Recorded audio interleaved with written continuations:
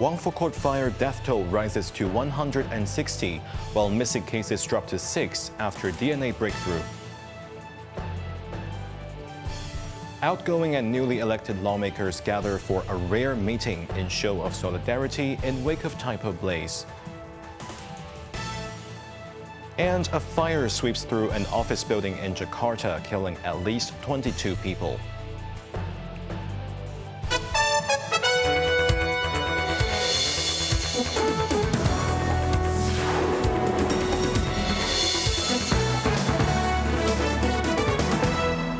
Good evening, you're watching Cable News. I'm Jeremy Chu. The death toll in Wang Fuk Court fire in Tai Po has risen to 160, with 6 people still unaccounted for. A suspected piece of human bone was found, pending test results. Meanwhile, police had collected DNA samples from 162 family members of missing or deceased individuals for identification process. Evelyn Bai reports. Commissioner of Police Zhou Chao has confirmed that forensic scientists have found that one previously recovered body contained the DNA of 2 individuals, a deceased elderly woman and her domestic helper, leading to the revised death toll. The police also found that among the 31 previously reported missing persons, 12 individuals were confirmed safe. 4 passed away before the fire, and 8 were among the 165 victims. This lifts the number of missing persons to 6. Meanwhile, 40 uncovered bodies are yet to be identified. The police has been conducting DNA sampling from the family members, which will undergo forensic analysis to identify the victims, with results expected within a week. Taking to the airwaves, forensic odontologist Carl Leung noted that the 43-hour blaze with high temperatures has severely burned many of the remains, with soft and hard tissues being destroyed. In addition, the mixture of human and non-human remains poses another challenge. Non-human bones can sometimes resemble those of infants or young children in appearance. Therefore, it could take several months to complete the identification process. Evelyn Bai, Cable News. The government is working at full speed to roll out a new code of practice for external building maintenance in the wake of the deadly Tai Po fire. The aim is to promptly resume construction work at over 200 buildings where the scaffolding nets were removed last week. Evelyn Bai again has the story. Police said on Tuesday they were investigating 6 cases of suspected use of falsified documents related to scaffolding nets used in building maintenance. Following the Tai Po inferno, non-fire retardant protective mesh has sparked public concerns. The deadly fire has prompted the government to urge contractors to tear down scaffolding nets and plan to issue the new code this week. Sources said the new code might require all scaffolding materials to undergo on-site sampling and testing. The authorities have sought industry opinions to finalize the details. Chiu King Keung, vice chairman of the Construction Industry Employees General Union, expressed concerns over the complexity of on-site sampling procedures and suggested the government compile a list of approved material suppliers.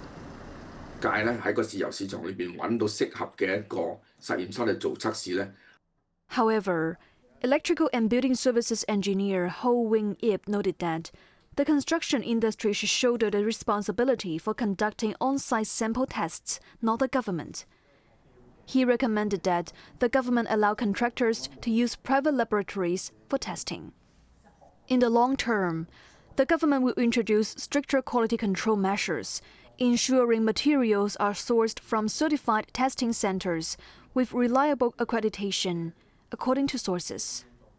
Evelyn Bai, Cable News.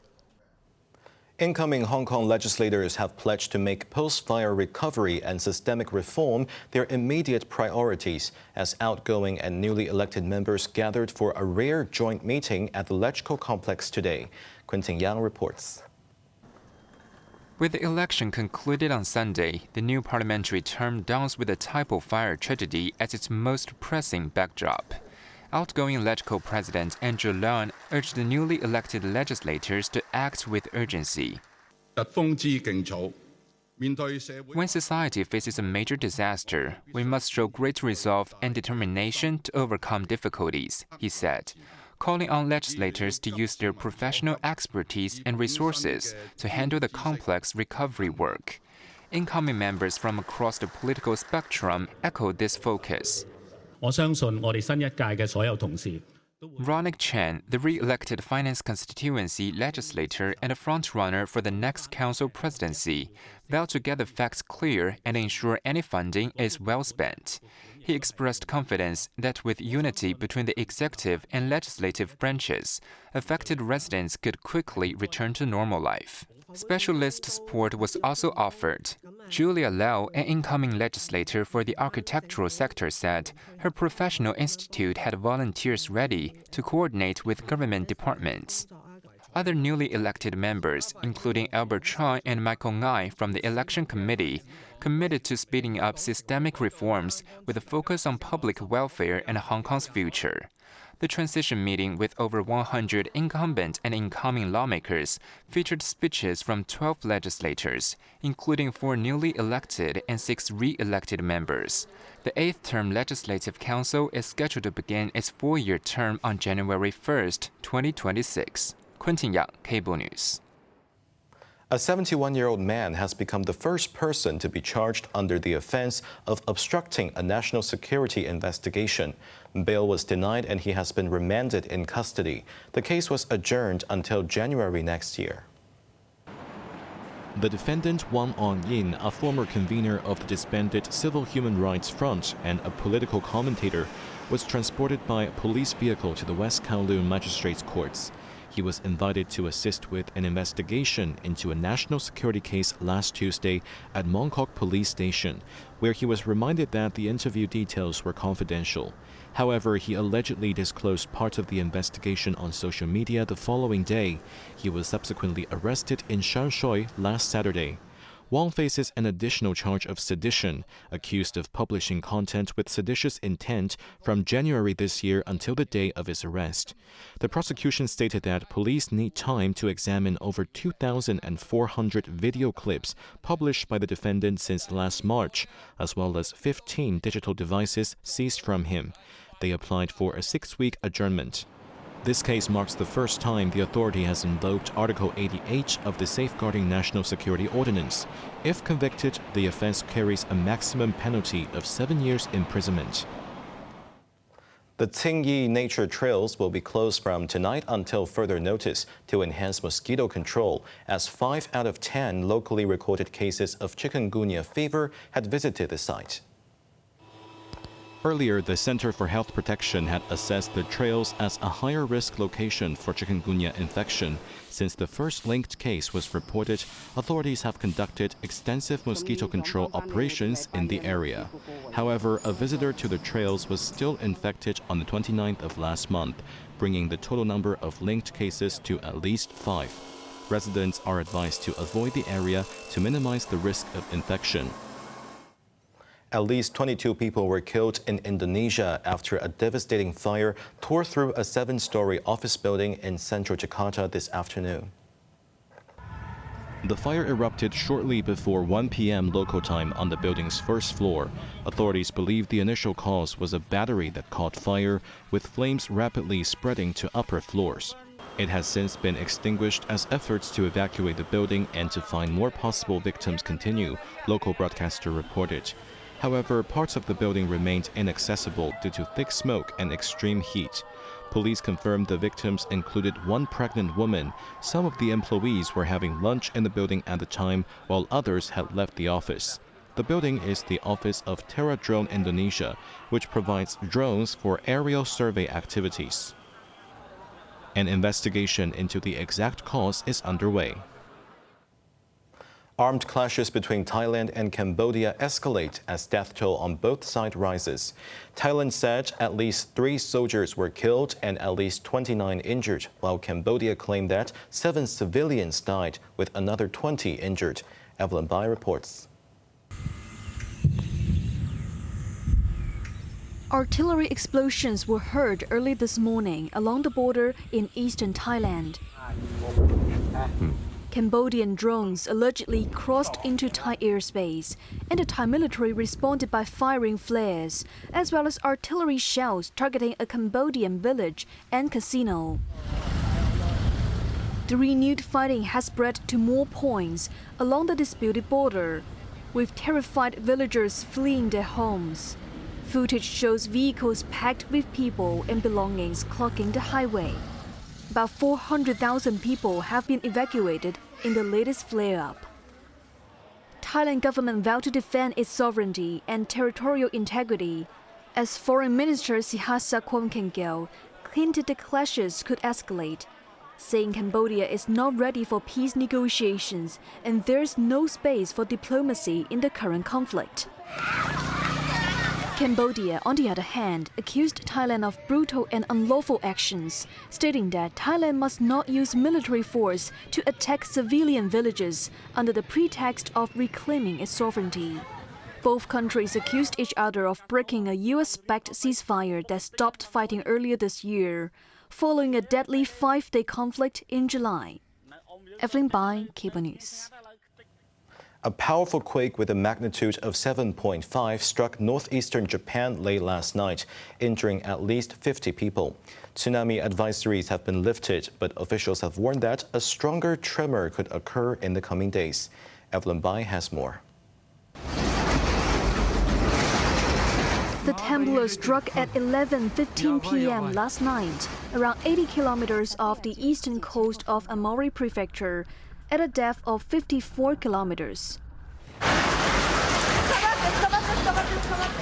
Customers and staff at a supermarket in Hachinohe City immediately held onto the table for safety.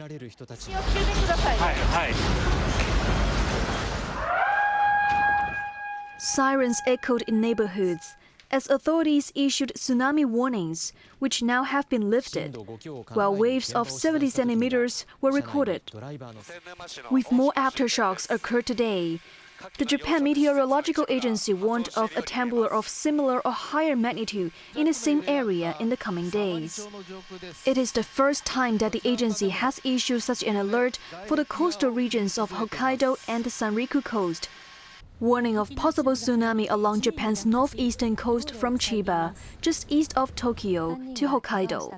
People in those areas should remain on the alert during the coming week, as officials urge people to check evacuation routes, prepare emergency kits, secure home furniture, and confirm backup food, water, and portable toilets. Addressing citizens affected by the earthquake, Japanese Prime Minister Sanai Takaichi called on people in the region to remain vigilant and to prepare for another possible quake, while the government has set up a response office. Evelyn Bai, Cable News.